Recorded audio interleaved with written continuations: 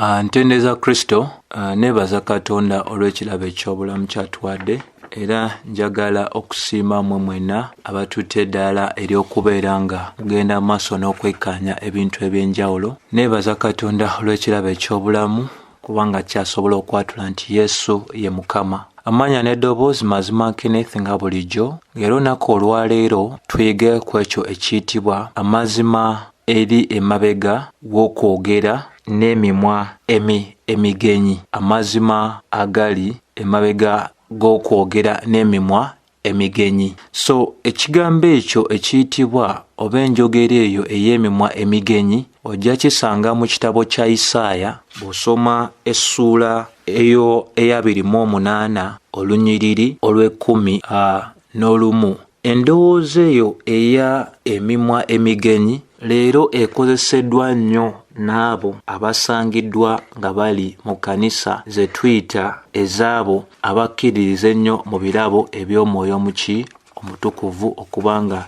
ebirabo ebyo ebisinga bikyaliwo. Ssebo ne nnyabo ampuliriza, kikulu nnyo gwe nange okubanga tutegeera nti Timoseewo ekyokubiri 2:15 etuzaamu amaanyi ng'etugamba twerage nti tusome tubeere abayizi ab'ekigambo kya Katonda, abo abalowoozebwa okubanga bakakasiddwa ate nga tebakwatibwa nsonyi kubeera nga bawuzaamu ekigambo kya Katonda eky'amazima. Ebiseera ebisinga mu masomo ag'enjawulo ngenze maaso watali kukyuka, ngenda maaso n'okuba nga ntegeeza nti Katonda takakasa muntu yenna atali muyizi ow'ekigambo kye. Bwe ntyo bwe ngenze maaso n'okubeera nga njogera. Lwaki? Kubanga abantu abo abatali bayizi ba kigambo kya Katonda, ensobi gye basingira ddala okubeera nga bakola kwe kubeera nga ekigambo kya Katonda bakikwata mu ngeri ey'obukyamu ate ne bagenda maaso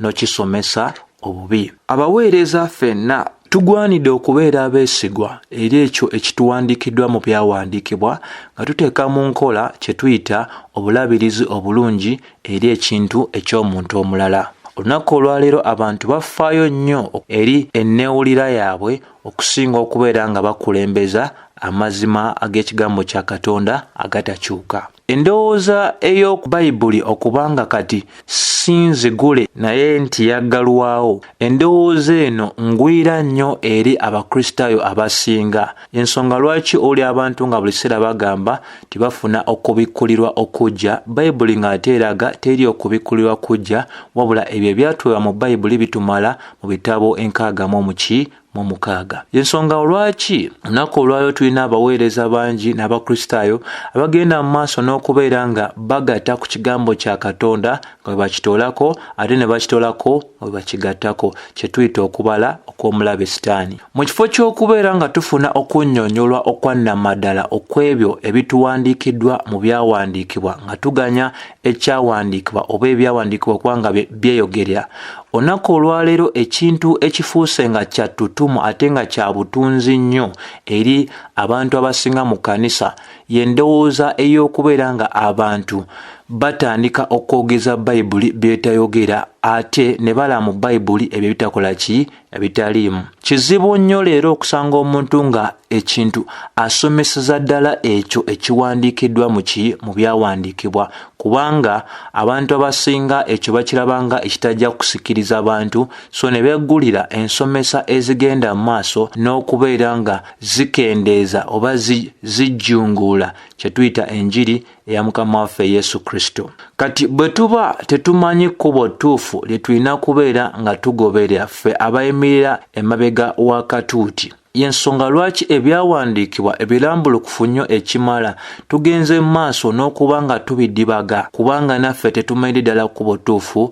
lya kukwata. Bw'osoma mu kitabo eky'Abakolinso ekisooka essuula ey'e12, essuula eyo eraga ebirabo eby'omwoyo abasinga babiyita ebirabo eby'omwoyo omwenda, naye kyenjagala tubeere nga tutegeera ddala bulungi nti mu ebyo ebirabo ebyogerwako Bayibuli eraga nti mu ebyo ebirabo eby'enjawulo bw'oba osomye Bayibuli yo ejja kulaga bulungi nti bw'oba obyekkaanyiza tulinamu bye tuyita ebirabo nga byali byaweebwa nga byakaseera buseera okubeera nga bijulira eri obuweereza obw'abatume nti bebo Katonda byali alonze okubeera nga basimba ekkanisa ye oba nga bagenda mu maaso n'okuteekawo omusingi ogw'ekkanisa ye.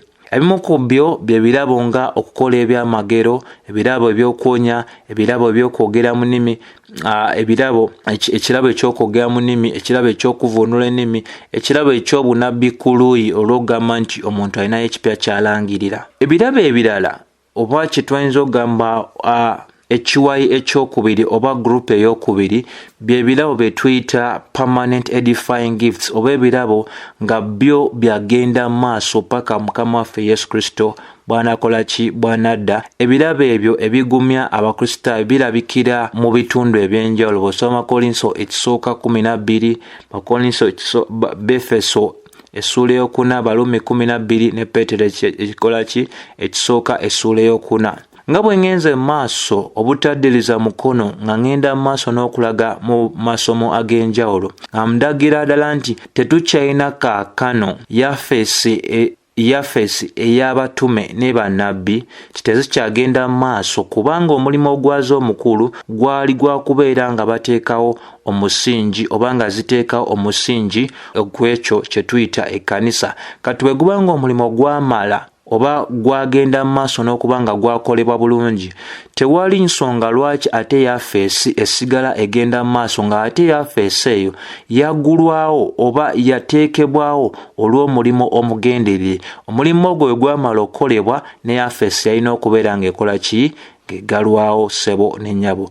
So nga yafeesi ezo bwe zigenze mu maaso n'okubeera nga zirumbibwa abantu ab'enjawulo olunaku olwaleero abeeyita abatume ne bannabbi newankubadde ezo yafeesi zagenda mu maaso, ne kaakano leero tulina abantu abalumbye obunabbi, abalumbye kye tuyita ekirabo eky'ennimi ng'era bagenze mu maaso n'okuba nga bakidibaga nga bakisomesezaamu ebintu ebitali birongoofu nnyo nnyini ddala. Era y'ensonga lwaki tukola essomo nga lino lye tuli ogenda mu maaso n'okuba nga tukola tutya nga tukola okubeera nga tubaako ebintu eby'enjawulo bye tugendera ddala mu maaso n'okuba nga tuttaanya fe okuba nga tetuva ku ki ku mulamwa. Ssebo ne nnyabo, kubanga essira njagala liteeka ku kirabo eky'ennimi newankubadde ensomeseza amasomo ag'enjawulo, njagala nkulage nti bw'oba osomye Bayibuli n'ogyekkaanya obulungi oba n'otunuulya ebyafaayo eby'ekkanisa, biraga nti singa ebirabo ebyamagero eby'endagaano empya byali byagenda mu maaso mu kkanisa, tetwandibadde na ngeri eyawukana ku ebyo bye tulaba mu Bayibuli olunaku olwaleero. Era bwe kiba nti Katonda bwe kibeera nti ensonga ya bino ebirabo ebyamagero ebyakolebwa abatume byali byagenda mu maaso, lwaki tutwala emyaka 1900 mu byafaayo by'ekkanisa nga abatume bamaze ovaawo ebirabo ebyakolebwa bo ebiri mu kikula ky'ebyo by'abatume tetugenda mu maaso nabiraba myaka 1900 lulamba? Ssebo ne nnyabo, wano ekibuuzo we kijjira eky'okubeera nga tugamba nti ebirabo ebyo weebiri leero. Ssebo ne nnyabo, tumaliza tugenda mu maaso n'okwekkaanya nti bw'otunula omu ku bakenkufu abaaliwo mu kyasa ekyokuna, kati awo tusobola okubala nti ebyasanga 3 ng'abatume tebakyalo. Kati omukenkufu ayitibwa Chrysostom yagenda mu maaso n'okujulira ng'agamba nti ebirabo byali byakoma dda era ne mu biro bye tewaaliwo muntu yenna eyalina birabo ebyefaananyiriza ebyo eby'abatume. Ebyafaayo eby'ekkanisa biwakanyiza ddala ebirabo ebyogerwako abo bayitibwa abakarismatic ab'olunaku olwaleero abagenda mu maaso n'okukakasa nti ennimi wamu n'ebirabo birala ebyamagero bigenze mu maaso n'okuba nga bibeerawo mu biro ebitali bya batume. Lwaki? Bw'oba otunuulidde abantu abagenda mu maaso n'okugamba nti ebirabo ebyakolebwa abatume bye birabo byemu ebibaddewo mu kkanisa ebbanga lino lyonna, ojja kulaba nga byawukana mu nkula yaabyo n'ekigendererwa kyabyo, ate nga si bw'etyo Bayibuli bw'esomesa. Oluvannyuma lw'okulaba emyaka 1000 lulamba nga tewaliwo birabe ebyo we birabisibwa mu byafaayo by'ekkanisa. Waliwo ate abagenda maaso nga bagamba tebirabe ebyo bibaddewo. Kati twebuuza bo babirabawa abala we batagenda maaso n'obiraba mu myaka 1900 lulamba olwa ebyafaayo eby'ekkanisa. Bw'osoma mu bikolwa by'abatume tewaliiwo muntu yenna eyayogera mu nnimi yali amanyi nti nekyo ekirabo kyaliwo ekiri. So kikulu nnyo gwe nange okubeera nga tutegeera ti mu kyasa eky'e19 ne mu kyasa eky'e20 bangi bagenze maaso ne bagamba nti ebirabo ebyalombero by'abatume kaakano byambala ne bigenda maaso n'okuba nga bidda, naye awo wali ekibuuzo ti emyaka 1000 lulamba lwonna ebirabo ebyo byali byekweseewa. Lwaki byali tebiriiwo? Ate ebyogerwako ng'ebirabo leero nti ebyaddamu ne birabisibwa si birabo byebimu bye tulaba ebyali byaweebwa abatume, n'ekikula kyabyo n'ekigendera kyabyo byawukana n'ebyo ebyali byaweebwa abatume. So awo bwe wali obwangu bannaffe abasinga bwe balina okubeera nga bakola batya, bagenda mu maaso n'okubeera nga bataanya bulungi ne batutegeeza. Bwe kibeera nga ebirabo bino eby'obubonero byakoma, omutawaana ogw'okuwa obukakafu ti ebirabo bino bikyagenda mu maaso n'okuba nga birabisibwa tebiriko ffe abagamba nti ebirabo eby'abatume biri bye nayogeddeko nga ebyokukola ebyamagero, ebyokwonya, okwogera mu nnimi, okuvuunula ennimi n'okuwa obunabbi bw'omu maaso. Omutawaana gw'okuwa obukakafu nti ebyo birabo bikyaliwo teguli ku nze oba n'abo abakkiriza nga bwe nzikiriza, wabula guliko abagamba nti ebirabo ebyo bikyaliwo, kubanga okusinziira ku ebyo bye tulaba olunaku olwaleero byawukanira ddala n'ebyo ebyali byaweebwa abatume oba mu ntandikwa y'ekkanisa. Wano nno wenjagala tubeere nga tutunuulira ekitabo ekya Isaaya nga tumaze okubaako entandikwa ey'ekyo kye tugenze mu maaso n'okuba nga tukola tutya tegeera. So bw'osoma Isaaya 28 ekulaga ebintu ebyali bigenda okuba nga bituuka ennyiriri olunya okuviira ddala ku lusooka paka olw'omunaana. Katonda tulaba ebintu byayogera ebyali bigenda okubeera nga bibeera ku bantu bano abaali abajeemu Bannayisirayiri, na kiki ekyali kibaviirako okubeera nga ebintu ebyo byalina okuba nga bibatuukako. Naye bwe tuba tutunuulidde nti mu lunyiriri olw'omwenda Katonda ng'amaze okwogera ebyo byonna ebyali bigenda okuba nga bituuka ku bantu bano, baanukula Isaaya nga bamugamba, Who does the Lord think we are? Katonda alowooza nti ffe tuli baani? Babuuza ekibuuzo bwe batyo bamuddamu bye yali agambye. Byagamba nno baali bakubeera nga balaba embeera enzibu ennyo olw'obujeemu bwabwe. Kati bamwanukula bamugamba, Mukama alowooza ffe baani? Bagenda maaso n'okubuuza, Why does he speak to us like this? Lwaki ayogera naffe bw'ati? Are we like little children? Tugambe nti tuli baana bato, just recently weaned, nga tugiddwa ku mabeere? Olw'ekumi ne lugenda maaso n'ogamba, He tells us everything over and over. Atugamba buli kintu kyonna nga bw'akiddamu. One line at a time. One line at a time. Lunyiriri ku lunyiriri. Wano ne wandi. So bwe batyo bwe baddamu Katonda eyali awadde ekigambo kye Isaaya okubeera nga akyogera eri bo ng'abalaga nti no ekkubo lye baali bakutte teryali ddungi ery'obujeemu, era obujeemu bwe bugenda baviiramuko okubeera nga balaba kye tuyita okulamulwa, era nga baali bakutwalibwa mu nsi ez'obuwanguse oba ensi ze baali tebawulirangako. Kati Bayibuli etulaga nti batandika okumuddamu Katonda mu ngeri ey'okujereegereza, mu ngeri ey'okuyisaamu amaaso ebyo byali abagambye, nga bagenda mu maaso n'ogamba nti alowooza ffe tuli baana bato, alyoka atulagira kino ne kino nga bw'akiddamu. Olw'ekumi Mukama naye n'abaanukula ng'agamba, So now God will have to speak to these people through foreign language. So bw'otunuulya enzevona eya ESV egamba nti Katonda naye anayogera eri abantu bano n'olulimi olw'enjawulo. Katonda naye anayogera eri abantu bano n'olulimi olw'enjawulo n'emimwa emigenyi, bw'ati bw'anayogera eri abantu abo. So ekigendererwa ky'essomo lino kwe kutegeeza ensonga ey'emimwa emigenyi n'olulimi olulala. kubanga ekintu kino bwe tukisomeseze eri mu Bakolinso ekisooka essula y'e14 olunyiriri olwabiri mu olumu paka olwabiri mu bbiri ne tulaga nti ennimi zaalina ekigendererwa kyazo, tezaali za bannamawanga.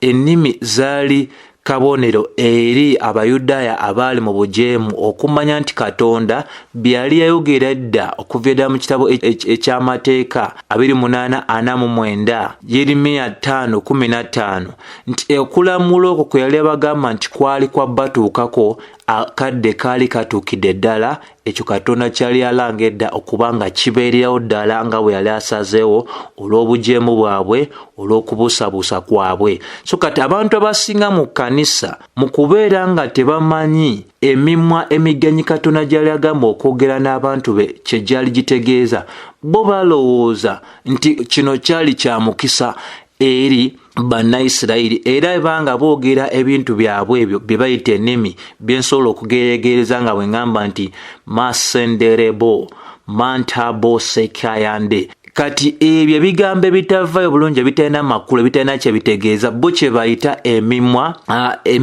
emigenyi oba emimwa emigenyi. Kubanga bw'oba otunuulidde Bayibuli ey'Oluganda onyolwe 11 gamba nedda naye alyogera n'abantu bano n'emimwa emigenyi era n'olulimi olulala. So kati emimwa emigenyi gye giri okutawaanya abayitibwa abalokole abakkiririza mu kye tuyita ennimi. Bo balowooza emimwa emigenyi nti kya mukisa, nti ayogera bw'atyo ebintu ebitategerekeka abeera afuna okwewumuza, abeera nga mu ngeri emu endala abeera nga yeeza obujja. Kubanga olw'ekumi lugamba nti be yagamba nti kuno kwe kuwummula. Kati bo balowooza nti emimwa egyo emigenyi gireeta okuwummula. So bwe batyo bo bwe balowooza nti ebyayogerwa mu Isaaya 28:11 nti bigambo bya kugumya bantu, by'abantu kubeera nga bafuna okuwummula ku muntu kwasobola okulowooza nti kwe kuwummula okwaki kwa nnamaddala. Ne ssebo ne nnyabo awuliriza kye njagala otegeere nti bw'osoma Isaaya essula 28 olw'e11 bino bisonga ku nsonga y'emu gye mmaze okubeera nga nyweza, nti kuno kwali kuddamu kwa Katonda eri abajeemu abo ab'eggwanga erya Isirayiri. Isirayiri mu biro bino yali eyawuddwamu emirundi ebiri, obwakabaka obwamwambuka n'obwakabaka mu maserengeta. So nga bo bonna mu bujeemu baabwe baali bakwesanga mu bitundu ebyenjawulo. So Katonda asuubiza era ng'ayogera eri abantu be abo abaali mu bujeemu, abaali mu kubuusabuusa, nti ekyali kigenda okubatuukako yali agenda kwogera nabo mu mimwa emigenyi, nga kyategeeza nti Abasiriya n'Abababirooni abaali bagenda okutwala abantu bano mu bwewanguse, abantu bano nga kyategeeza nti okwogera kw'Abasiriya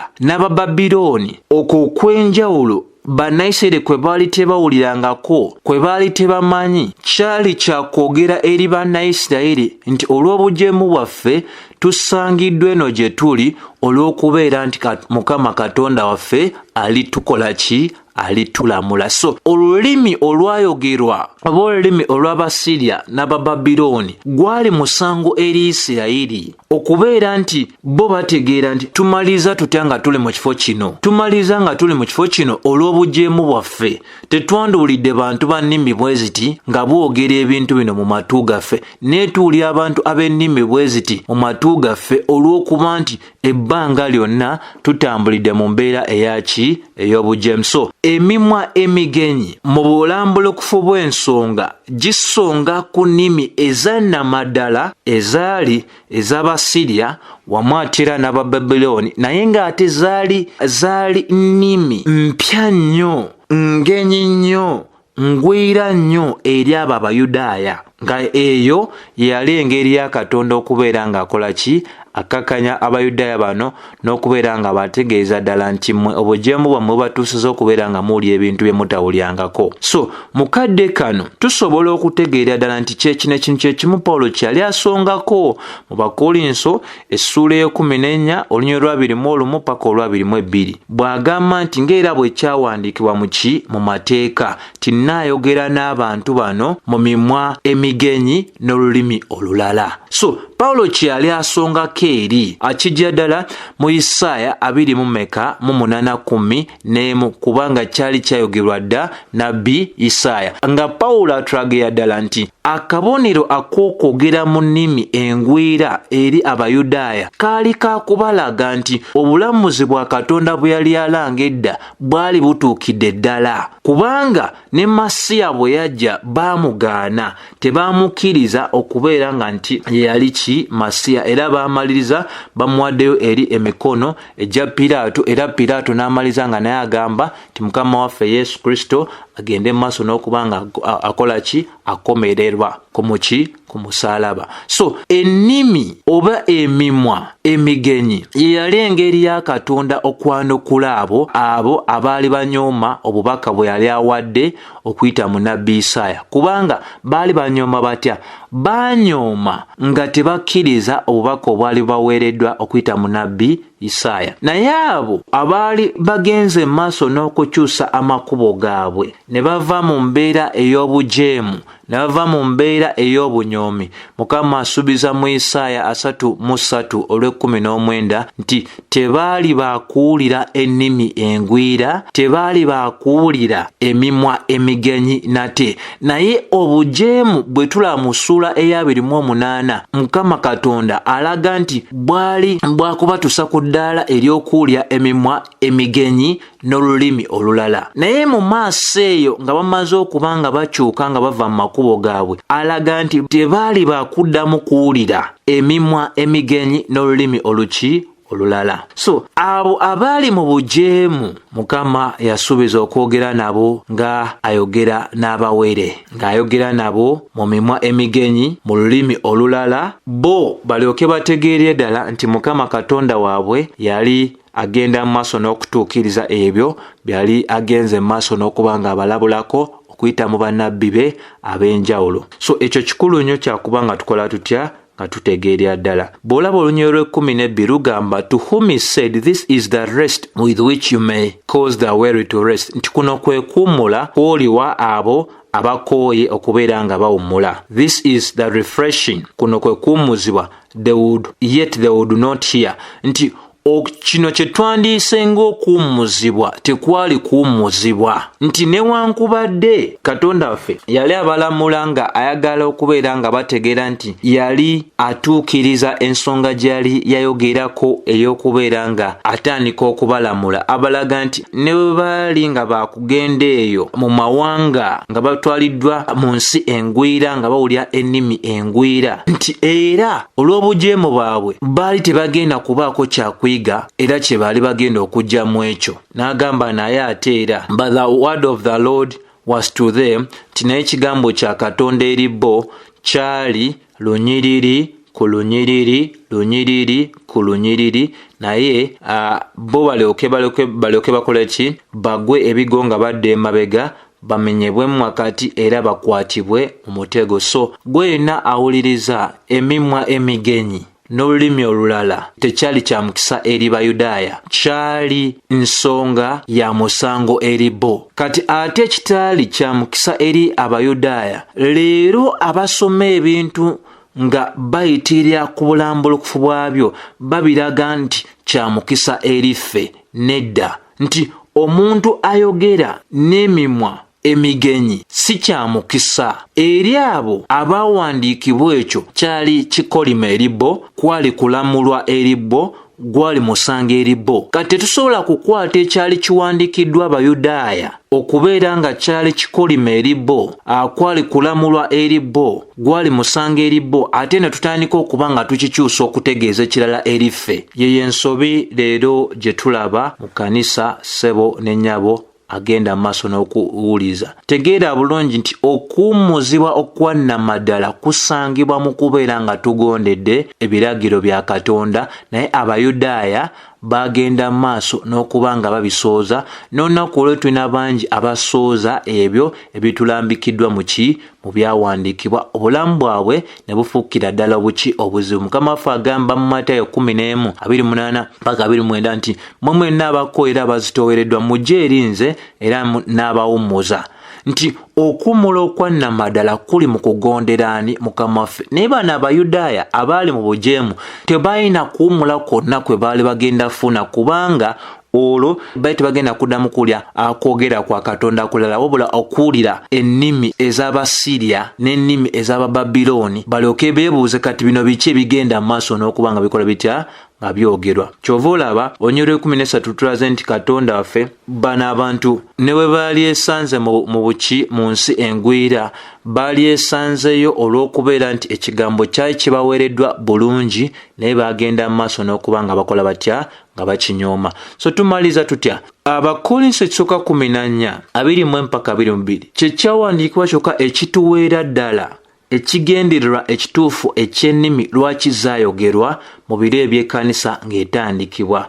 Kaali kabonero eri abo Abayudaaya abaali tebakkiriza, kubanga Abayudaaya banoonya buki bubonero nga Abakolinso 1:22 bweragira ddala. So kati bwe kabeera nga akabonero ako katuukirizibwa eri abo be kaali kaweereddwa, y'ensonga lwaki ekyo ekirabo eky'ennimi kaakano tekikyaliwo. Ejja kuŋŋamba ate bano ze bagamba ze boogera olunaku olwaliro nga bwe nakulaze ebyafaayo. Ekiyitibwa ennimi olwaliro si nnimi, kubanga esooka si za nnamaddala, tezirina kigendererwa, n'ekikula kyazo kiriko akakola ki akabuuza. So ebiro ebyo akabonero bwe kaamala otuukirizibwa n'ekirabo kyagenda mu maaso nekikola ki nekikomezebwa, kigenda mu maaso n'okuba nga kikola kitya nga kikoma. So bw'oba otunuulidde ebyefaayo bitulaga nti mu mwaka ogw'ensanvu nga Mukama waffe Yesu Kristo amaze okufa n'azuukira, nti Abayudaaya baalumbibwa Abaluumi ne bagenda mu maaso n'okuzingako ekibuga ekya Yerusaalemi nga bakulembebwa General Titus, ne bagenda maaso n'okwokya Yerusaalemi yonna, era Abayudaaya basinga ne basaasaanira mu mawanga ag'enjawulo, olwo okutandika okuwulya ennimi ez'enjawulo. So ekyo kyatuukiriza ddala nnyo byali yayogera edda mu Isaaya 28:11-12-13. So yensonga lwaki paka olunaku olwaliro ffenna tumene Baluumi essula 11 eyogera nti nno bo be baali ab'ekikolo ekyannamaddala, naye bagenda mu maaso n'okubeera nga baggyibwako oba nga batemebwako olw'obujeemu bwabwe. Kati ffe bannamawanga ne tuddizibwa awo mu kifo kyabwe, ne Bayibuli etulaga nti tubeere nga tuli beegendereza. Ekyaggyibwako kiri ekikolo ekyannamaddala bwali bujeemu. Singa naffe tutambulira mu bujeemu n'okubuusabuusa, naffe tuli bakola ki? Bakusalwako oba tuli bakuggyibwako. Naye tekitegeeza nti leero tetulinayo Bayudaaya bawulira njiri ne balokoka ne bafuuka kitundu ku abo bannamawanga abakkiriza enjiri. Naye Isirayiri yonna okulokolebwa si kaakati, wabula mu biro ebyaki eby'oluvannyuma nnyo nnyini ddala. Kati kyenjagala obeere ng'otegeera olunaku olwaleero kye tuwulira si ze nnimi, nga bwe mmaze okulagira ddala, si ze nnimi ziri eza Bayibuli. Bye tuwulira bye bigambo ebitakwatagana, ng'ate ebigambibwe tebiina kakwate ku nnimi zonna ezannamaddala. Tebiina kikula kituufu. Tusobola okugamba nti leero abantu abaagala nnyo ekirabo kino bagenze maaso n'okubeera nga ekyali kiina kye kisongako ate bakifudde okubeera nga kintu kya kutwala maaso ebbanga lyonna mu kanisa. Nti akaali akabonero eri Abayudaaya abaali tebakkiriza, kaakano bakasomesanga akabonero eri abo bonna abajjuziddwa Omwoyo Omutukuvu. Nti akabonero oba obubonero obwali obw'ekiseera obuseera mu biro eby'abatume, kaakati babisomesa nga balaga nti bubonero bwagenda mu maaso ebbanga lyonna mu kanisa, newankubadde n'ababisomesa tebabiina. Bagenda mu maaso ne bafuula ekyo ekyali ekikolimo eri abo abaali tebakkiriza ne bakifuula omukisa eri abo aboogera ebitakwatagana nti emimwa emigenyi egyali gino okubeera nga gisonga ku bujeemu obwabo abaali tebategedde era ne bagaana okugonda ekigambo kya Katonda. Leero basomesa nti emimwa emigenyi nti kabonero akalaga nti omuntu oyo ali kwogera mu ki mu ekyo kye tuyita ennimi nga si nnimi. Akabonero akaali kaweereddwa Abayudaaya olw'obujeemu bwabwe leero kati bagamba nti buli Mukristaayo yenna agwanidde okubeera nga ayogera ebintu by'atategeera ng'akabonero akalaga nti omuntu oyo yajuzibwa mu ki Omwoyo Omutukuvu. Naye ssebo ne nnyabo ampuliriza kye njagala obeere ng'otegeera mu bufunze nga tumaliriza nti Bayibuli beesomesa ku kirabo kino eky'ennimi eraga ekikula ky'ennimi ekigendera ky'ennimi n'ebyo ebyali binyonyola ennimi ezo nga byawukanira ddala n'ekyo leero kye tulaba nti abantu bagamba nti olulimi lwange lwa ssaala ndusabiramu mu mabbali nti wakwadde sibitegeera naye Katonda alutegeera. Nti Bayibuli terina bwesomesa ng'eraga nti ennimi ezaayogerwa abatume mu biro byabwe zaali za kigendererwa kyakubeera ng'omuntu yeezimba yekka na yekka. Ekigendererwa ky'ekirabo kyonna eky'Omwoyo Omutukuvu kyakugasa kkanisa na kujulya eri erinnya erya Kristo. Ate abazoogera mu biro eby'abatume tebaasooka bayigiriza nga leero wempulya nti njagala naawe otandikiza ng'omwana ayogera da mama. Ezo si nnimi, olwo lukujjukujju bakiyita ekintu ekirala. Nti ate bonna abo Bayibuli beetulaga nti bayogerako ennimi ze baayogera mu Luzungu tusobola ogamba nti zaali verifiable, zaali nnimi za ddala kubanga ekigambo eky'Olunani ennimi glossa kitegeeza ennimi ezannamaddala. Naye tebyali bino bigambo bitakwatagana. Simanyi albaye honda shandababa ebyo biki tebirina makulu. Naye leero bo balowooza nti balina kye bagenda mu maaso n'okuba nga bakola batya nga batuukiriza. So ssebo ne nnyabo awuliriza tukkirize nti nno waliwo omuntu agenze mu maaso n'okubeera nga ekkanisa agiwa byatumaidira nti Sitaani akinamu omukono, naye n'ekirala ennyo waliwo abaweereza abagenze mu maaso n'okukozesebwa nti kye bagwanidde okumanya tebakimanyi. Naye ekyo kye bagwanidde okumanya mukuba nti tebakimanyi ate bagenze mu maaso n'okubeera nga basomeseza ddala bulungi nnyo ekyo ekitagwanidde kubeera nga kikola kitya nga kisomesebwa. So emimwa emigenyi n'olulimi olulala kwali kulamula kwa Katonda eri abo Abayudaaya, gwali musango eri Abayudaaya abo olw'obutakkiriza, olw'obujeemu nga basindika mu mawanga amalala, amawanga agaali amagwira eri bo. So naye ku lunaku luli olwa Pentekooti Bikola Batume essula ey'okubiri tulaba nti Abayudaaya bonna baawulira abatume nga boogera mu nnimi ezo engwira ze baali bagenda mu maaso n'okubeera nga tebakisuubira nti bano abaali mu Yerusaalemi bo abaali tebagenda mu bawanguse tebaali basobola okwogera mu ezo ennimi.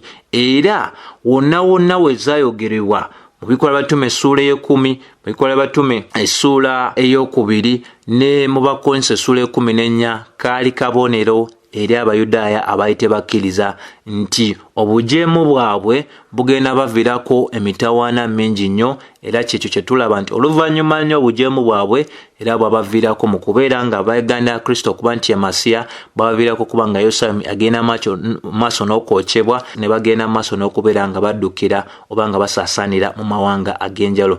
Naye ekyo ekyaliwo mu mwaka gw'ensanvu nga Mukama waffe Yesu Kristo amaze okufa n'azuukira tekiriddamu nate kubeerawo olunaku luli lwe balikoowoola oba lwe bayita erinnya lya Kristo Yesu nga Antikristo agenda mu maaso n'obatigomya Kristo alyoka ajje abalwanirire babeere nga basimba mu nsi eyo gye yabalondera okubeera nga babeeramu, era tebaliddamu kuwulira kintu kyonna nga kiri mu ngeri ey'olulimi olugwira. So ekigendererwa ekikulu ekya emimwa emigenyi kaali kabonero ak'okulaga omusango gwa Katonda eri obujeemu bwa Isirayiri. Naye leero ekkanisa akaali akabonero akalaga obujeemu n'okulamula kwa Katonda eri abo abaali tebakkiriza, kati ate ekkanisa egamba nti abantu abanga boogera mu ebyo bitakwatagana eby'endowooza zaabwe, bo balowooza bya Mwoyo Mutukuvu nti yogera kyonna ekijja mu ndowooza yogera. Omuntu osobola kubeera ng'onyume n'omuntu ng'omala googera kyonna ekijja mu ndowooza yo, osooka n'olowooza ku ekyo ky'oyogera. Kati mu kubantu bagaana okulowooza ku ekyo kye boogera, bw'oli kyonna ky'asanga n'atandika okubeera nga atandika okwekolera ebigambo ng'asula ng'alowooza nti omuntu tasobola kubeera ng'akuwa bintu ebitategereka bwe bityo. Muleme okuvuma Omwoyo Omutukuvu, muleme okuvuma Kitaffe ali mu ggulu, muleme okuvuma Mukama waffe Yesu Kristo nti no ekyo yakifandinga. Bayibuli egamba Mukama tasekererwa. Musekerera Katonda nga mugenda mu maaso n'okukola ebintu by'atabawadde nga mulowooza muno yabibawadde. Mukama talina bintu byonna byaleeta nga bireeta kutabulatabula. Bakolinse essula 14 ensonga lwaki yawandiikibwa ebintu okubeera nga bikolebwa bulungi. Infact ekitabo ky'Abakolinso kyonna kyakuleeta oda mu kanisa. Ssebo n'ennya bawuliriza mwe abasomesa ebyo birimirimi ebitategeerekeka. Oba gwe aposaani, oba gwe pasitaani, oba gwe mutumaani nga bwe mweyita, ebyo byonna si kikulu. Ekikulu kiri nti mudde ku nsomesa ya Bayibuli. Ate munadda ku nsomesa ya Bayibuli mujja kwejjako obutume bwe muwadde bwe mutalina. Mujja kwejjako ebyo ebintu ebikyamu bye mukola mutya bye musomesa. Ffe ffenna abasinga kati abagezaako okubeera nga tulaga ensomesa entuufu ya Bayibuli twabikirizaako, twali kitundu ku ekyo ekikoosi. Naye bwe weekaanya Bayibuli ne weekaanya n'abantu n'ebyafaayo by'ekkanisa kuviira ddala ku kyasa ekisooka n'ebyasa ebigenza okuddawo, ebyali ebyaddala luli si bye bino bye tuwulya kaakati, kubanga bino bayita abantu eby'ennimi ze boogeza tege bitandise mu kyasa eky'ekumi-19 era nga byatandika omusajja yitibwa Charles Parham awamu gateeko ne Agnes Osborne abaagenda amaaso nga gano nti baayogera mu nnimi. Naye teri n'omu eyali mu Kristaayo yali akkiriza mu byawandiikibwa eyawulira ebyo bye baali boogera eyakakasa nti kyali kirabo nga kyekiweddwa Mwoyo Mutukuvu. Era n'abo abaali abamisani baabwe baatuma nti baali bagenda mu mawanga amalala nti era Mwoyo Mutukuvu yali wakubakako boogeremu. Teri n'omu baasindikibwa mu mawanga ago amala tebalina era bamaliza nga babatiise nga bazizayo Amerika gye baali bavudde, kubanga ekirabo ekyo kyalina abantu ab'enjawulo kyali kisongako. Bwe kyatuukirizibwa kyo kyennyini ne kitandika okuba nga kikola kitya nga kibulawo olw'omwoyo muki. So bingi bye tusobola okwogera ku bino, naye tukoze amasomo ag'enjawulo ku nsonga zino, wabula kuttaanya wano ne wali ne wano. Tubeere nga tutwewala embeera eno erabise nnyo mu kanisa nga yakubuza bubuzi abantu abasinga. Nsaba ekisa kya Mukama waffe Yesu Kristo n'okwagala kwa Katonda n'okusekimu okw'Omuntukuvu bibeere eri mmwe mwenna.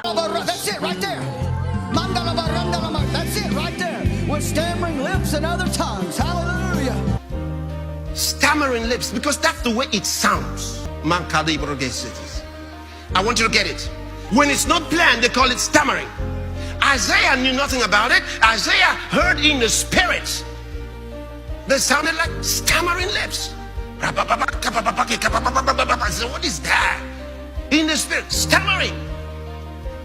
Then Paul says, these are words of wisdom, speaking mysteries. He said they are mysteries. In other words, the Holy Ghost plan. The utterance is given by the Holy Ghost. Right from when you receive the Holy Ghost. Some of you just have two sounds. Katato. Katato. That's all you say. But you have continued doing it, and we have said you need to speak more. But the other katato. That's you just say, let's speak in other tongues. Katato. Katato. Katato. Katato. Katato. Katato. Come on, shout amen, somebody. And listen, if you don't use them, there are things that will not happen in this world.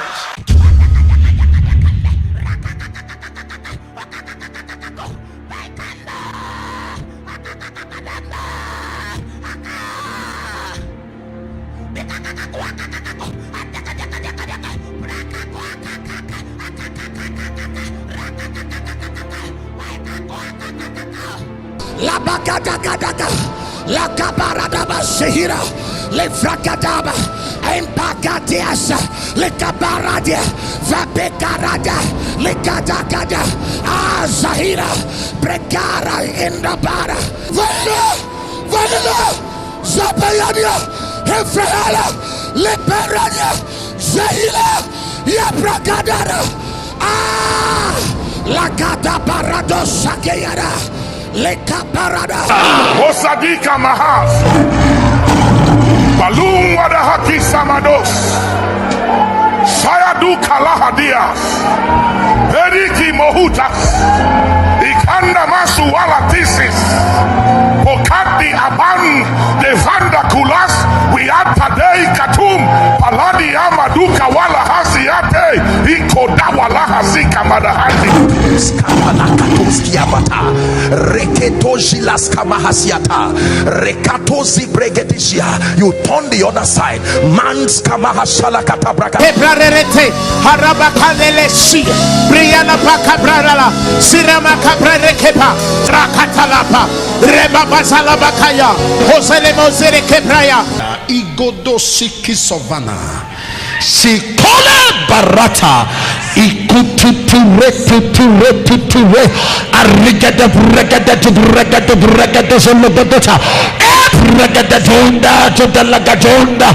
Irutete kuzuzuda. They don't even know what it is. It's so obviously not what it was in the scripture. What it was in the scripture was known languages. Known languages that could be translated miraculously. That they would speak a language they didn't know, and then somebody would give a translation of that language they didn't know.